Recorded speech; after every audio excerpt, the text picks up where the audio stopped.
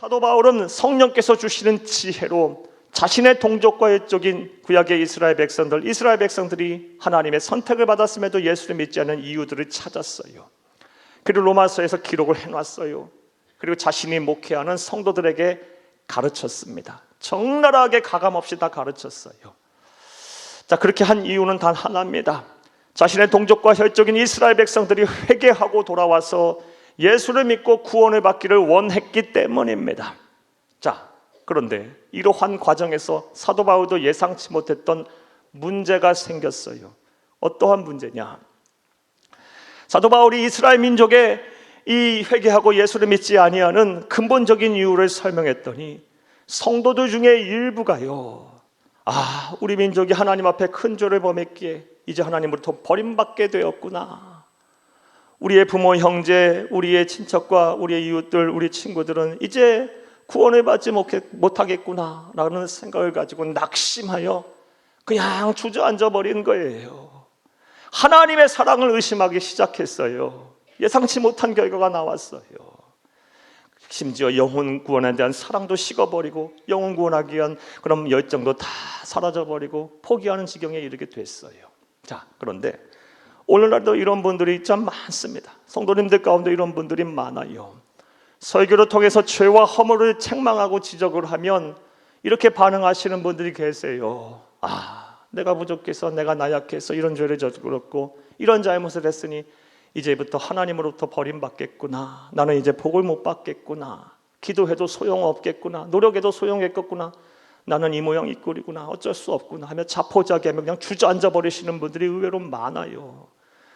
죄를 지적하고 책망하면 회개하고 우리 주 예수님과 함께 더불어서 새로운 삶을 시작해야 하는데 그렇지 않고 그냥 주저앉아 버리고 엎어져 버리시는 분들이 많아요. 그래서 오히려 신앙이 퇴보하고 하나님과 교회로부터 멀어지시는 분들이 의외로 많습니다. 사랑하는 여러분들은 어떠십니까? 특별히 영혼 구원과 관련해서 말씀을 드리면요, 전도하기 위해서 전도 대상자를 위해서 기도하고 노력하는데 그 전도 대상자가 쉽게 마음의 문을 안 열어줘요. 오히려 완강하게 예수 믿기를 거부합니다. 그럴 때 이 전도하는 전도인이 담대하게 참고 견디며 하나님의 때를 구하고 계속해서 그 전도의 문을 두드려야 할 텐데 그렇지 않고 그냥 주저앉아 버려요. 내게 은사가 없나 보다. 나는 어찌할 수 없나 보다. 그리고 내가 전도해야 돼. 전 남편, 내 아내, 부모, 형제, 자녀들, 친구, 이웃들 혹시 하나님께서 버린 자들이 아닌가? 유기한 자가 아닌가? 그냥 주저앉아 버리고 영혼 구원을 포기하시는 분들도 계십니다. 사랑하는 여러분, 다시 한번 여러분에게 여쭙겠습니다. 여러분들은 어떠십니까? 근데 오늘 본문 말씀을 보게 되면 사도 바울은 그렇지 않았어요. 성령의 사람인 이 사도 바울은요, 절대 그렇지 않았어요. 당장의 실패에 일일비하지 아니하고 낙심하지 않았습니다. 무엇보다 영혼 구원하는 데 있어서 이스라엘 백성은 계속해서 완강하게 예수 믿기를 거부했어요. 그럼에도 불구하고 그들을 사랑하는 것을 포기하지 않았고 그들의 영혼 구원에 최선을 다했습니다. 자, 그렇다면 사도 바울은 어떤 이유가 돼서 그리 할 수 있었을까요? 그를 그렇게 하게 만드는 원동력이 무엇이었을까요?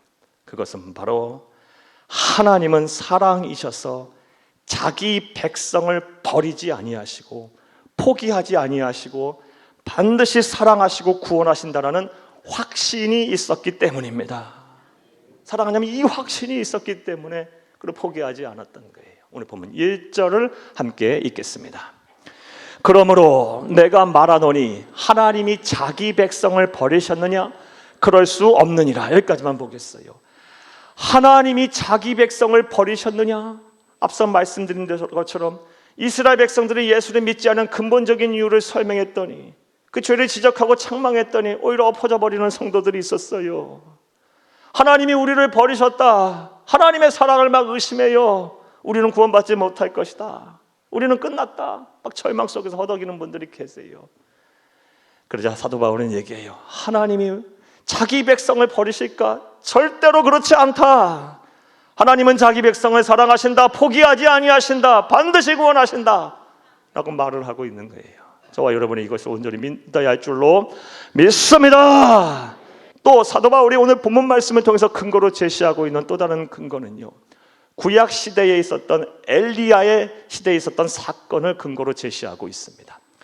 사랑하는 여러분, 구약에 기록된 이스라엘의 역사를 보게 되면 때로는 국가적으로 온 국민이, 온 민족이 하나님 앞에 범죄해서 마치 하나님으로부터 버림을 받았던 같이 여겨지는 시대가 종종 있었어요. 대표적인 그 시대가 북왕국 이스라엘 제7대 왕인 아합 왕 시대 때가 그랬습니다. 아합 왕과 그의 왕비였던 이세벨은 아주 악한 사람들이었어요. 우상 숭배자들이었어요. 그들의 주도로 온 이스라엘 백성들이 우상을 섬기게 됐어요. 바알신을 섬기고 아세라신을 섬기게 됐어요.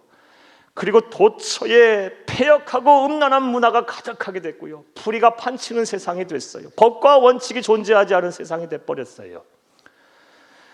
그런 이스라엘 백성들을 하나님께서 불쌍히 여겨서 엘리야라는 사람을 선지자로 삼으시고 그에게 소명을 주셨어요. 회개케 하게 하셨어요. 말씀을 선포하게 하셨습니다. 그런데 이게 웬걸요? 엘리야가 사명을 감당하면 할수록 더 상황은 안 좋아지는 겁니다. 심지어 엘리야 스스로가 느끼기에 나 빼고는 아무도 예수를, 하나님을 믿는 사람이 없다고 생각이 들 정도가 돼버렸어요. 그래서 너무 괴로워서 하나님 앞에 탄식하며 부르짖어요. 오늘 본문의 3절에 그 내용이 나와요. 3절을 함께 읽겠습니다. 주여, 그들이 주의 선지자들을 죽였으며 주의 제자들을 헐어버렸고 나만 남았는데 내 목숨도 찼나이다 하니. 하나님, 나만 남았어요. 나 하나님을 경외하는 자들이 하나도 없고 나만 남았어요. 이렇게 단식하고 부르짖었을 때 하나님은 어떠한 대답하셨을까요? 보면 4절 말씀을 보면 아주 놀라운 말씀을 하세요. 4절을 함께 읽겠습니다. 그에게 하신 대답이 무엇이냐? 내가 나를 위하여 바알에게 무릎을 꿇지 아니한 사람 7,000명을 남겨두었다 하셨으니. 패역하고 음란하고 죄가 많은 세상, 그 악한 세상에 구원받을 많은 사람 단 한 사람도 안 보였었는데, 사람이 보기엔 그랬는데 하나님은 그 가운데서도 7,000명을 남겨두었다라는 것입니다.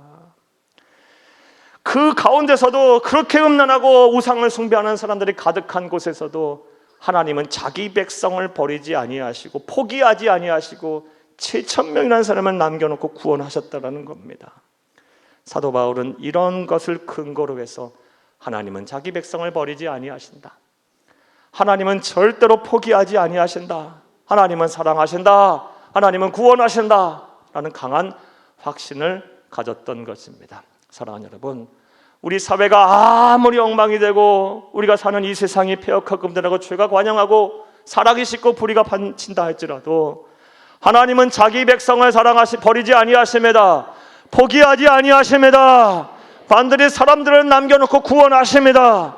포기하지 아니하는 하나님이십니다. 이것을 온전히 믿는 저와 여러분 되기를 간절히 주의 이름으로 축복합니다.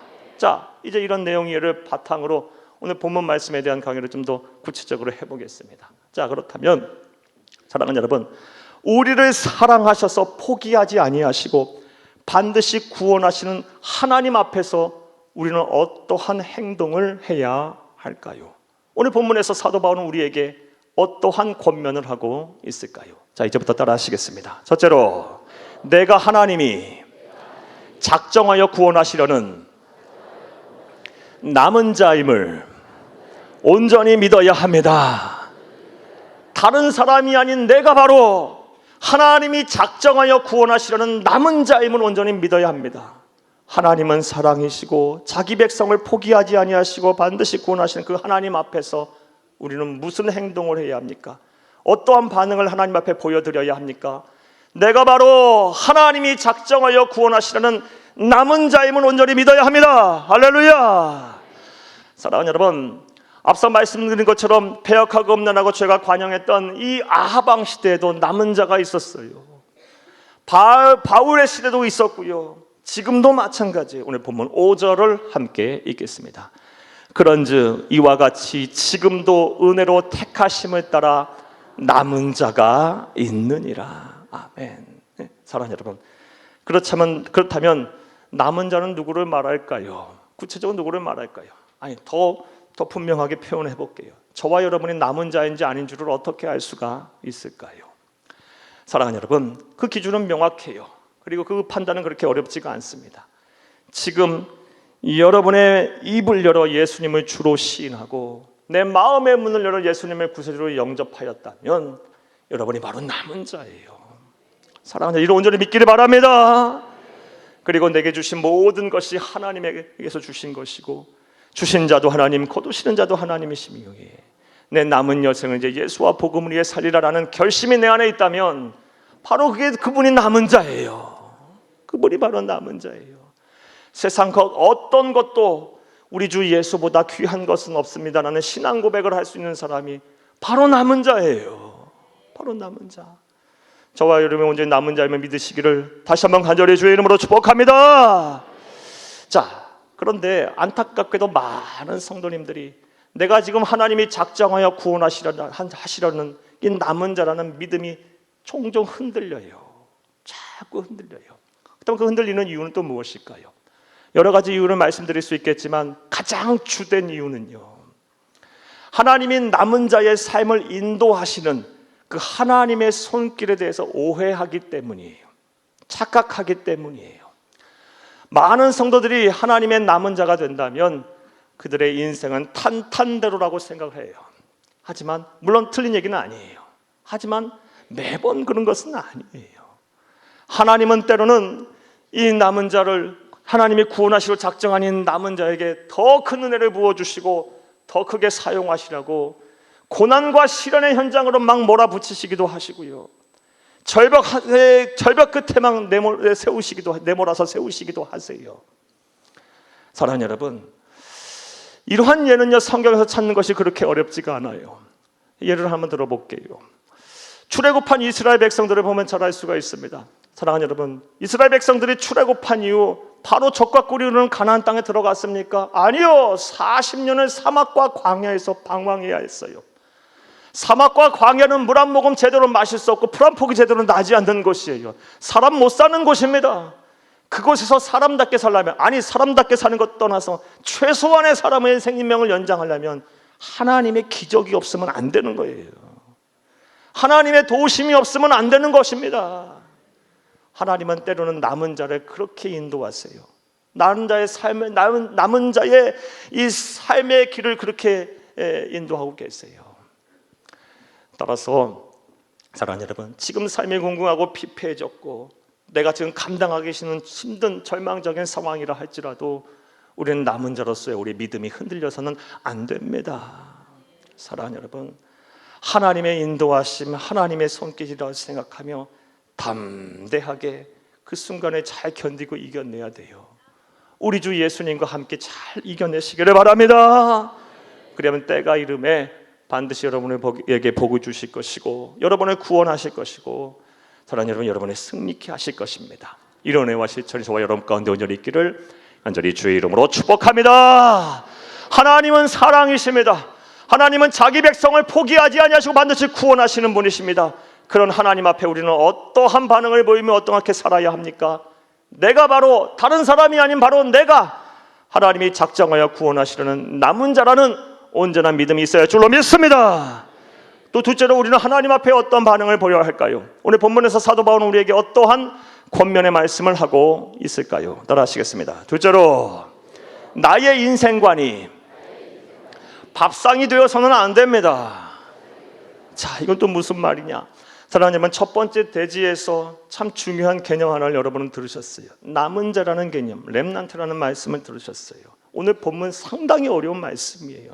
예, 여러분, 두 번째 오늘 본문의 대지에서는 이 밥상에 대한 개념이라는 말씀을 꼭 유의해서 들으시기를 바랍니다. 나의 인생관, 나의 삶의 가치관이 밥상이 돼서는 안 된다. 이게 무슨 뜻일까요? 여러분, 인생관, 가치관이 무엇입니까? 내 삶의 목표, 내 삶을 이끄는 방식, 내 주된 관심사, 이게 바로 내 삶의 가치관이자 내 인생관이에요. 그것이 밥상이 돼서는 안 된다. 이것이 바로 남은 자로서 또 하나님의 사랑을 받는 자로서의 삶의 태도이자 하나님 앞에 보여야 할 우리의 행동입니다. 사랑하는 여러분, 여러 차례 말씀드렸다시피 이스라엘 백성들은, 구약의 이스라엘 백성들은 말이에요, 오늘날의 이스라엘 백성과 동일시하면 안 됩니다. 구약의 이스라엘 백성들은 하나님의 선택을 받은 선민들이었어요. 우리는 신약의 시대를 살고 있는 사람들이고 우리들 모두가 다 예수를 그리스도 믿는 우리 모두가 다 선민인 거예요. 구약의 이스라엘 백성들은 하나님의 특별하신 섭리 안에 선택을 받은 자였고 다양한 특권을 받은 사람들이었어요. 영적으로 깜깜한 시기에 다른 민족과 열방은 하나님을 모르던 그때에 그들만 하나님을 알았어요. 그들만 하나님 앞에 예배할 줄 알았어요. 그들에게만 하나님께서 하나님의 뜻인 율법을 주셨고요. 그들의 역사 속에 들어가셔서 하나님이 어떤 분이신가를 보이셨고 수많은 언약의 말씀과 약속을 주셨고 영광을 나타내 보이셨어요. 믿음의 조상들을 그에게 주셨고 무엇보다 그들의 후손을 통해서 우리 주 예수님이 이 땅에 오시게 하셨어요. 자, 그렇다면 그 정도 된다면 그들 모두가 남은 자가 되어야 하는 거 아닙니까? 그런데 현실은 어떠합니까? 예수 믿는 사람 별로 없어요. 많지 않았어요. 사도 바울 당시 그랬어요. 사랑하는 여러분, 자, 그렇다면 그 이유가 뭘까? 사도 바울은 이 이유에 대해서 오늘 본문 말씀에서 그 이유를 찾아 기록하고 있어요. 오늘 보면 7절과 8절을 함께 읽겠습니다. 그런즉 어떠하냐? 이스라엘이 구하는 것을 얻지 못하고 오직 택하심을 입은 자가 얻었고 그 남은 자들이 우둔하여졌느니라. 기록된 바 하나님이 오늘까지 그들에게 혼미한 심령과 보지 못할 눈과 듣지 못할 귀를 주셨다 함과 같으니라. 아멘. 7절 말씀에 보면요, 우둔하여졌느니라. 8절 말씀에 보게 되면 혼미한 심령이 혼미해졌고요, 영적인 눈이 그냥 닫혀버렸어요. 그리고 영적인 귀가 막혀버렸다는 겁니다. 그래서 하나님의 선택과 하나님의 특권을 받았음에도 불구하고 그들이 남은 자들이 못됐다라는 겁니다. 사랑하는 여러분, 구원에 이르는 진리가 찾아왔는데 우둔해져서 스스로 지혜롭게 여겨서 그 지혜의 구원에 이르는 진리 찾아오신 예수님을 바라보지 못했어요. 영접하지 못했어요. 심령이 혼미해지고 영적인 눈이 멀어서 영적인 귀가 닫혀서 복음을 보지도 못하고 듣지도 못했다라는 것입니다. 사랑하는 여러분, 이게 그들의 현실이었어요. 결과였고요. 그래서 남은 자가 못됐다라는 겁니다. 자, 그렇다면 또 생각을 해봐요. 그렇게 된 근본적인 이유는 뭘까요? 사랑하는 여러분, 분명 하나님의 선택과 특권을 받았던 그 수많은 백성들이 남들 못 누리고 남들 못 보았던 것, 못 소유했던 것을 누렸던 그 사람들이 왜 남은 자가 못 됐을까? 생각이 우둔해지고 심령이 혼미해지고 영적인 눈이 멀고 영적인 귀가 닫혔어요. 그렇게 된 결정적인 이유가 뭘까? 오늘 보면 9절과 10절 말씀을 보게 되면 그들의 인생관, 가치관이 잘못됐었기 때문이다라고 말하고 있어요. 그들의 인생관, 가치관이 돈과 재물에 대한 욕심으로 가득했고 호의호식 진수성찬을 받는 세상의 쾌락에 집중됐기 때문에, 그런 인생관이 잘못됐기 때문에 그들의 결국 세상 사람들은 똑같이 생각은 우둔해지고 심령은 혼미해지고 영적인 눈은 닫히고 영적인 귀가 멀었다. 그래서 남은 자가 못됐다는 것입니다. 오늘 보면 9절에서 10절을 함께 보겠습니다. 또 다윗이 이르되 그들의 밥상이 올무와 덕과 거치는 것과 보응이 되게 하시옵고 그들의 눈은 흐려 보지 못하고 그들의 등은 항상 굽게 하옵소서 하였느니라. 아멘. 이 로마서 11장 9절에서 10절 말씀은 다윗 시편 69편 22, 23절을 사도 바울이 그대로 인용한 거예요. 이 9절 말씀에 보게 되면 그들의 밥상이라는 말이 나와요. 이 밥상은 무엇을 상징적으로 한 표현이냐? 세상 사람들이 일반적으로 추구하는 육적인 욕구, 정욕을 말해요. 쉽게 말하면 돈과 재물을 탐하는 마음, 또 지수정찬 호의호식을 바라는 이렇게 살고자 원하는 그런 탐심, 그리고 세상의 쾌락. 사랑하는 여러분, 세상의 일반적인 사람들은 이것이 삶의 목표이고 이것이 바로 인생관이고 이것이 바로 가치관이에요. 자, 그런데 구약의 대표적인 남은 자였던 다윗은요, 이렇게 말해요. 그러한 밥상, 그러한 돈과 재물을 탐하는 마음, 그리고 이 세상의 쾌락을 탐하는 마음, 탐심들이 구원의 발목을 잡게 하시고 그들이 불행과 그들의 멸망으로 그들의 멸망과 그들의 불행으로 이끄르는 덕과 올무가 되게 하소서라고 기도하고 있어요. 다시 말하면, 쉽게 말하면 하나님의 백성, 하나님의 남은 자들이 세상 사람들처럼 그런 인생관, 그런 가치관, 밥상에 집중하는 삶을 살게 되면 돈과 재물이 소유하는 것이 자신의 인생의 목표가 되고 세상 쾌락을 누리는 것이 자기의 삶의 이유가 되면 구원의 발목이 잡히고 그것 때문에 불행과 멸망으로, 그것이 덕과 올무가 돼서 불행과 멸망의 길을 가게 된다라는 것입니다. 이것이 이스라엘 민족의 실패의 이유였어요. 인생관이 잘못됐던 겁니다. 가치관이 잘못됐던 거예요. 하나님의 백성은 구별된 자를 살았어야 되는데, 다른 삶을 살았어야 되는데, 세상 사람들과 똑같은 가치관을 갖고 살았기에 그런 특권과 그런 선택을 받았음에도 불구하고 그들은 끝낸 남은 자가 못 됐다는 것입니다. 사랑하는 여러분, 저와 여러분도 이제 우리의 가치관, 인생관이 달라져야 합니다. 사랑하는 여러분, 이 세상의 것도 물론 포기할 수 없어요. 그것 또한 하나님 주신 선물이고 하나님 주신 복이니까요. 하지만 우리가 궁극적으로 추구하고 궁극적으로 바라야 될 것은 이 세상의 것이 아니라 영원한 하나님의 나라예요. 요한복음 6장 27절 말씀에도 우리 주 예수님께서 말씀하셨습니다. 썩어질 양식을 위해서 일하지 말고 썩어지지 않은 영원한 것을 위하여 일하라 그랬어요. 썩어질 양식이 무엇입니까? 이따가 사라질 것에 목매이지 마세요. 오늘 있다가 내일 없어질 것에 대해서 여러분의 인생을 걸지 마세요. 그것이 여러분의 삶의 목적이 되지 마세요. 영원한 것, 하나님의 나라, 천국, 그리고 예수와 복음, 이런 것들을 위해 자꾸 가치를 두고 사셔야 하는 거예요. 그것이 바로 남은 자의 삶이고 신앙의 모습이에요. 그리고 우리를 사랑하시고 우리를 버리지 아니고 포기하시는 하나님 앞에서 우리가 취해야 될 행동입니다. 사랑하는 여러분, 이제 부탁드립니다. 여러분의 삶의 목적이 영원한 하나님의 나라를 향하여 계시기를 간절히 주의 이름으로 부탁합니다. 여러분이 사는 이유가 우리 주 예수 그리스도의 피 맺힌 소원, 영혼 구원임을 꼭 기억하시기를 간절히 주의 이름으로 부탁합니다.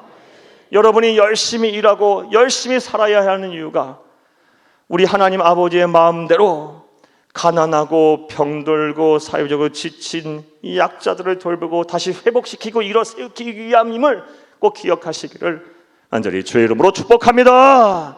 이것이 바로 남은 자의 신앙이고 남은 자의 삶인 거예요. 자, 이제 말씀 맺겠습니다. 사랑하는 여러분, 하나님은 사랑이십니다. 누가 뭐래 해도 부인할 수 없는 사실은 하나님은 사랑이십니다. 하나님은 한이 없는 사랑을 갖고 계신 분이에요. 하나님은 자기 백성을 사랑하실 때 끝까지 사랑하시고 포기하지 아니하시고 버리지 아니하시는 하나님이세요. 그런 하나님의 사랑을 받고 있는 우리, 그 하나님의 사랑 앞에서 우리가 어떠한 행동을 해야 할까요? 오늘 본문에서 우리에게 사도 바울은 권면의 말씀을 주고 있어요. 먼저 다른 사람이 아닌 너가 하나님이 작정하여 구원하시라는 남은 자임을 잊지 말라. 이 믿음을 가져라 라고 말씀하고 있는 겁니다. 설령 여러분의 삶이 엉망이 되고 지금 피폐해졌고 절망 속에 있다 할지라도 내가 남은 자라는 사실을 잊지 마세요. 내가 하나님의 선택과 하나님의 부르심과 하나님의 구원 속에 있는 자임을 꼭 기억하시고 절망 속에서 낙망하지 말고 낙심하지 말고 우리 주 예수님과 함께 넉넉히 이겨내시기를 간절히 주의 이름으로 부탁합니다. 나아가 나의 인생관이 밥상이 돼서는 안 됩니다. 세상 사람들이 추구하는 것 똑같이 세상의 육적인 정욕을 따라 살아서는 안 됩니다. 그렇게 살다 보면 우리 그리스도인들은 낙이 없게 돼요. 소망이 없게 돼요. 남은 자로서의 삶을 못 살게 돼요. 하늘 상급이 없어요. 행복하지도 않아요. 불행해요. 구원도 없고 구원의 발목이 잡힐 수도 있어요. 사랑하는 여러분, 이제 영원한 하나님의 나라의 꿈을 꾸세요. 우리 주 하나님께서 우리 바라보시는 그 하나님의 영적인 지경을 우리도 바라볼 수 있기를 바랍니다. 이 세상이 전부인 줄 알고 밥상만을 추구하고 사는 사람들을 불쌍히 여기며 그들의 영혼을 구원하기 위해서 열심히 일하고 열심히 노력하고 열심히 돈도 버시고 또 부지런히 일하시기를 간절히 바랍니다. 이것이 남은 자로서의 삶의 모습이에요. 부디 이런 삶을 사셔서 하나님을 기쁘시고 사람들에게 칭찬받는 참된 성도님들이 다 되시기를 간절히 주의 이름으로 축복합니다.